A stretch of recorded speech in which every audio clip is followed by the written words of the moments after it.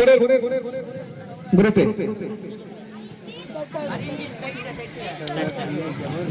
ছয়টি। তাহলে গ্রুপে চলে যাব। চারটি। চারটি, উত্তরটি সঠিক। তারা বোনাস 2 মার্ক পাবে গ্রুপ আই।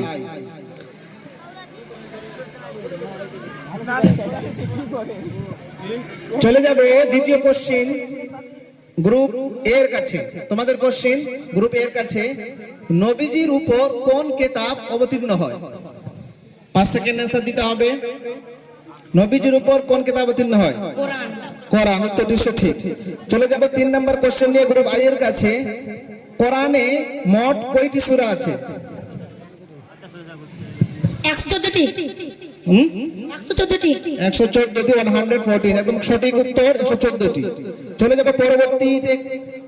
হ্যাঁ, না বোনাস না, এটা ওদের কোশ্চেন। না না, ঠিক আছে, মেন কোশ্চেন। চলে যাবে গ্রুপ জে এর কাছে।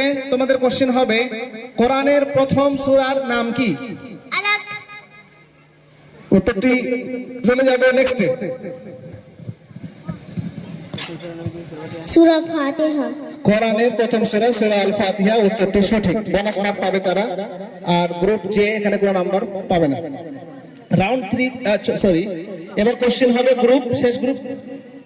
হ্যালো, না, হ্যাঁ, বোনাস এইচ এর কাছে, এই গ্রুপ এইচ এর কাছে কোশ্চেন, সর্ববৃহৎ আয়াত মানে সর্ববড় আয়াত কোরআনের কোন সূরায় পাওয়া যায়? সূরা